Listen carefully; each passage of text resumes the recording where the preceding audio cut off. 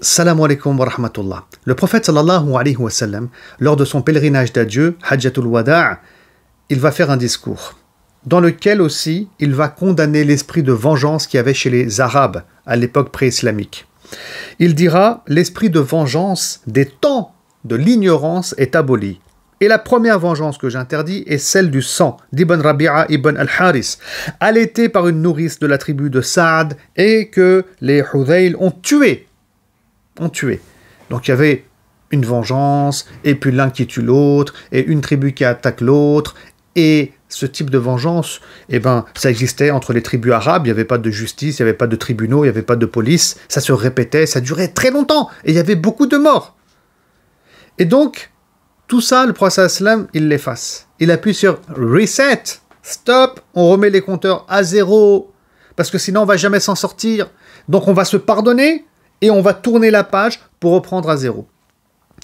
Et donc, on sait aussi, à partir de ces paroles du prophète sallallahu alayhi wa sallam, à travers aussi la lecture du Coran, les hadiths, que la vengeance n'a pas lieu d'être en islam. Il y a encore des musulmans aujourd'hui qui pensent que le prophète sallallahu alayhi wa sallam, il se vengeait, mais jamais de la vie. Déjà là, il le condamne, il veut mettre stop, point. En islam, on n'est pas dans la vengeance, on n'est pas des animaux. On n'est pas des animaux, parce que les animaux, certes, ils n'ont pas un tribunal, il n'y a pas de règles spécifiques, ils ne vivent pas dans une société... on s'entend et on se comprend.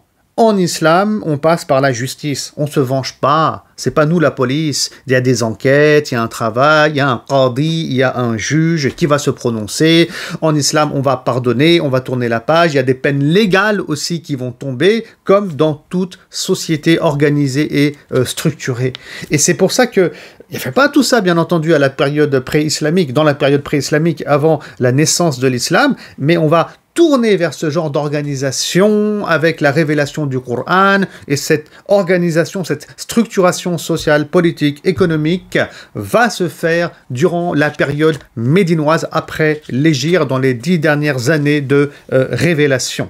Et par conséquent, et c'est ça qu'on devra retenir ici, laissez tomber l'esprit de vengeance. On vous a fait du mal, on vous a fait du tort, il y a la justice pour ça. Ouais, il y a la justice pour ça. On vous a fait du mal, on vous a fait du tort, vous ne voulez pas passer par la justice pour X raisons, apprenez à pardonner. Le pardon, c'est un point qui est central dans le Coran. Ça vous fera du bien aussi à votre nafs, vous allez pouvoir tourner la page et aller de l'avant. Et aussi, quand vous allez pardonner et ne pas vous venger, parce qu'en plus, si on se venge, on peut faire pire que ce qu'on nous a fait, quand on pardonne, on doit apprendre aussi à pardonner pour Allah subhanahu wa ta'ala, afin qu'il nous pardonne en retour. Je rappelle ici que le prophète sallallahu alayhi wa sallam, il nous dit que celui qui n'est pas miséricordieux envers les gens, Allah ne sera pas miséricordieux envers lui. C'est-à-dire que, comme toi tu es avec les gens, Allah subhanahu wa ta'ala sera pareil avec toi. On trouve des éléments de ce type-là ailleurs dans la sunna du prophète sallallahu alayhi wa sallam. Donc si tu pardonnes pour Allah, tu peux être dans l'espoir qu'Allah te pardonne en retour tes péchés. Parce que Yawm al-Qiyamah, tu auras des choses à te reprocher. Et à ce moment-là, tu seras le premier à vouloir être pardonné. Mais pourquoi Allah, il te pardonnerait alors que toi, tu ne pardonnais jamais aux gens? Pourquoi Allah, il te pardonnerait alors que toi, tu te vengeais du mal qu'on t'avait fait et jamais tu voulais baisser la garde et jamais tu voulais pardonner? Donc, c'est des choses qui doivent nous amener à méditer. Ne pensez pas que le prophète sallam était dans la vengeance.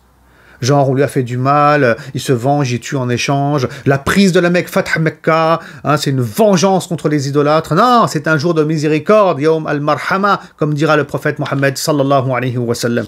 Analysez la vie du prophète sallallahu alayhi wa sallam et la sira sous cet angle-là, qu'on est face à un prophète qui se venge parce qu'on lui a fait du mal, qu'on lui a fait du tort, donc il est en colère, non, et il rend l'appareil. On a tué des musulmans, ils vont en tuer 2 fois plus des idolâtres. C'est être complètement à côté du sujet de la sira. C'est méconnaître le prophète Mohammed sallallahu alayhi wa sallam. C'est ne pas comprendre le Coran, ni la sunna, ni rien du tout.